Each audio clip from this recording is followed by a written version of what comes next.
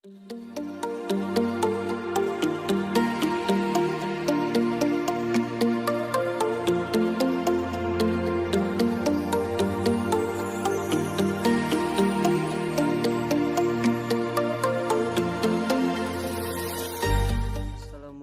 warahmatullahi wabarakatuh.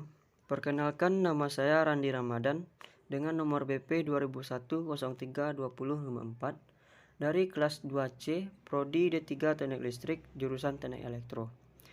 Pada kesempatan kali ini, saya ingin menjelaskan tugas dari mata kuliah Pendidikan Agama Islam dengan dosen pengampu Bapak Rinaldi, SPDI, MED, PhD, yang bertema Demokrasi dalam Politik Islam.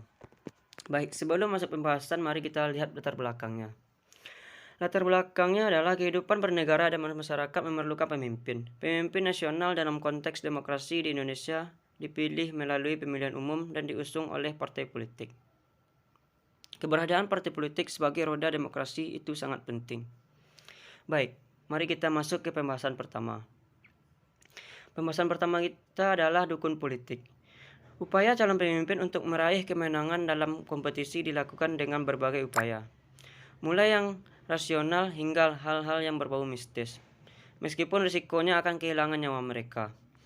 Contohnya adalah dukun politik Subandi, 61 tahun, warga RT 3 RW 11 nomor 219, Kecamatan Semarang Barat, tatkala ritual objek Gua Lengse, Kecamatan Purwosari, Kabupaten Gunung Kidul, pada tanggal Senin 03 Maret 2014. Menariknya, beberapa paranormal memasang tarif untuk para pasiennya dengan harga yang bervariasi. Contohnya, pada caleg DPRD kabupaten atau kota yaitu 100 juta rupiah, DPRD provinsi 200 juta rupiah, dan DPR 300 juta rupiah. Dan untuk wali kota atau bupati 2 miliar rupiah. Dan untuk gubernur 5 miliar rupiah. Dan presiden 1 triliun rupiah. Dari tarif yang tidak murah di atas yang dibayarkan oleh para caleg meskipun mereka mengalami kekalahan dan kerugian. Baik, manusia mengandalkan kekuatan di luar dirinya berupa: yang pertama, kekuatan alam dan kekuatan fatum, di mana kekuatan alam ini awalnya manusia bergantungan dengan alam, dan sedangkan kekuatan fatum yaitu kekuatan gaib. Yang kedua, alam semesta, dari realita yang diyakini oleh masyarakat ditentukan oleh nasib. Yang ketiga, kekuatan mistis dan religius, di mana manusia percaya dengan adanya kekuatan-kekuatan yang dibantu dengan jin atau setan atau kepercayaan ritual-ritual setempat. Baik, pembahasan kedua yaitu nalar politik dan keyakinan politik. Calon pemimpin harus mawas diri bahwa persaingan merebut posisi prestis menghasilkan antara menang atau kalah. Konsekuensinya yaitu dengan bermodalkan keyakinan yang utuh dan diimbangi dengan strategi atau nalar yang ulet akan menghasilkan prestasi atau kemenangan gemilang. Pelarian pada dukun sebagai pertanda bahwa manusia masih sangat didominasi oleh keroposnya batin dan tumpulnya nalar. Baik, pada pembahasan ketiga kita akan membahas tentang teman dalam politik. Dalam politik, yang dipundi adalah kepentingan. Jika bersahabat atau bersaudara akan menjadi lawan karena perbedaan kepentingan politik.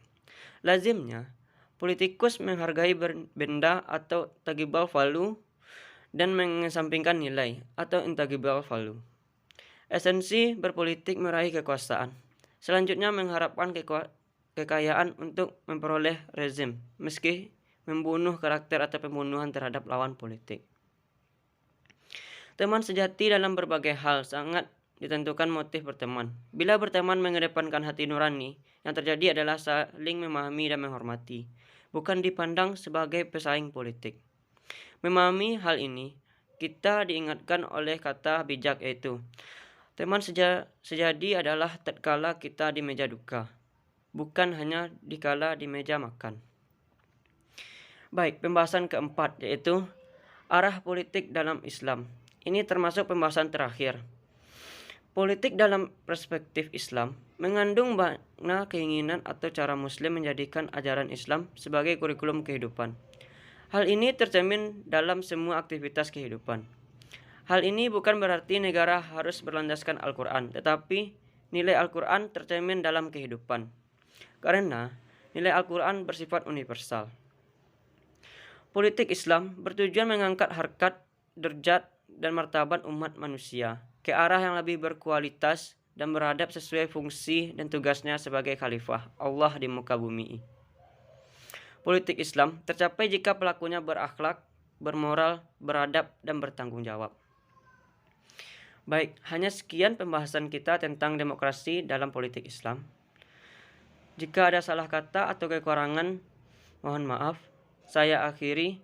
Assalamualaikum warahmatullahi wabarakatuh.